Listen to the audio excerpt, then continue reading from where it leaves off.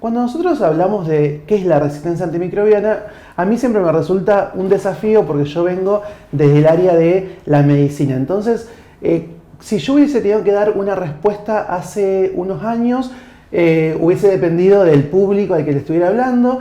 Si estuviera dando una charla a la comunidad, por ejemplo, diría que la resistencia antimicrobiana se da cuando los antibióticos dejan de ser efectivos contra las diferentes bacterias, desde una perspectiva, ¿no?, del combate. Y probablemente si hubiese tenido que dar una charla a un público de médicos o de bioquímicos, hubiese sido un poco más técnico y me hubiese referido a la concentración inhibitoria mínima, a los puntos de corte, hubiese hablado de que la resistencia antimicrobiana se da ya sea cuando los puntos de corte de concentración inhibitoria mínima están por arriba de lo descrito para la cepa silvestre, un punto de corte epidemiológico, o bien hubiese hablado de que se da cuando para alcanzar la concentración inhibitoria mínima para inhibir el crecimiento de las bacterias tengo que administrar una dosis de antimicrobiano que sería tóxica para la persona o bien que sencillamente no se puede alcanzar. Eso si hubiese querido ser un poco más técnico quizá. Pero en los últimos años, un poco reconstruyendo el trayecto de la resistencia antimicrobiana, he empezado a pensarla como un proceso dinámico, ecológico y evolutivo a través del cual las bacterias se relacionan con su medio y destacando nuevamente esto de que la resistencia y los genes de resistencia antimicrobiana precedieron al uso de los antibióticos como estrategia terapéutica en la salud humana, es decir, ya estaban en la naturaleza, en el modo de relacionarse entre las diferentes especies. La resistencia antimicrobiana es una epidemia silente de gérmenes patógenos con los cuales no tenemos hoy medicamentos para combatirlos. Sin embargo, desde una mirada epidemiológica, como bien sabemos, esta resistencia antimicrobiana no respeta fronteras de países y es una amenaza global, por lo cual nos requiere a todos los países en diálogo, interconectados, para poder dar respuestas de manera mancomunada. Entonces, como epidemióloga y tomando lo que la epidemiología crítica nos propone, tenemos que tomar también a la resistencia antimicrobiana como un síntoma de una problemática que la forma en que nos relacionamos hoy como ciudadanos está generando en este sistema que convivimos. Y esa forma que bien decimos genera resistencia antimicrobiana y lo tomamos como un síntoma, es que estamos creando vínculos y contextos agresivos. De esta manera, si decimos que es un síntoma a nivel del sistema del organismo humano que se siente amenazado por bacterias, podemos pensar también que es un síntoma de esa forma de vincularnos agresiva, donde las bacterias, que son organismos muy rápidos, frente a esa presión del contexto, rápidamente evolucionan y lo que logran entonces es ser muy fraternas, y tenemos que aprender de ellas esto también como sociedad, porque en esa fraternidad, a través de plásmidos, se van compartiendo la información genética y cada vez, como dije, esta problemática va en aumento. Entonces, como primer concepto, la resistencia antimicrobiana es una epidemia que a las personas nos preocupa, pero que debe ser abordada, como cualquier otra epidemia, a nivel sociedad. ¿Sí? ¿De qué manera? Entendiendo las causas de las causas.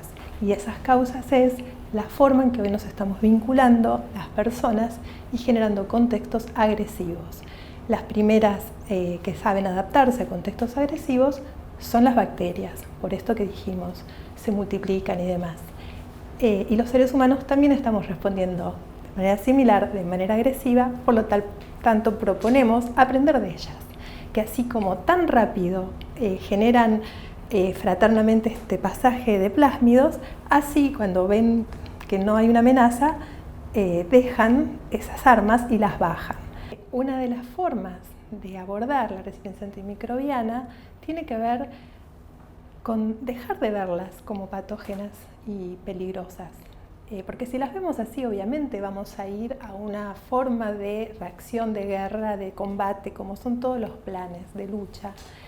Si podemos entonces entender que que son muy poquitas las bacterias que son patógenas y nos dañan, pero que dependemos de ellas, que la mayoría, y que son tantas como estrellas hay en el universo y más, tienen acciones benéficas en simbiosis con nosotros. Por ahí volvemos a este concepto que nos propone la organización REAC Latinoamérica, a la cual contribuyo desde el área de investigación en salud poblacional de la Universidad del Hospital Italiano, que es atrás de su líder, el profesor Arturo Quispe, generaron algo muy hermoso, que es una metáfora madre, que es danzar con las bacterias.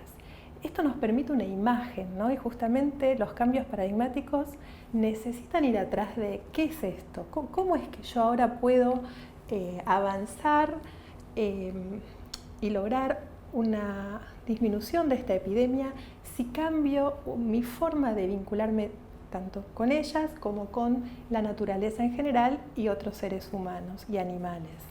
Esa metáfora nos propone justamente que aprendamos de ellas, que generemos contextos donde bajen estas armas que tienen de resistencia. Y siempre nos preguntamos cómo hacemos eso en la consulta clínica. Bueno, cada vez más a nivel individual, las personas toman conciencia del valor que tienen en ellos mismos, sus propias bacterias, y esto es el boom que hay de cuidar nuestra propia microbiota. En relación a eso, ¿qué podemos hacer? Bueno, justamente entrar en redes donde podamos conseguir alimentos los más cercanos a la tierra. Hay muchos en cada barrio, sabemos que hay distintos grupos de Unión de Trabajadores de la Tierra o de Mujeres de la Tierra, o simplemente empezar a hacer, como en otros países, un cuidado a conciencia de la forma en que producimos nuestros alimentos.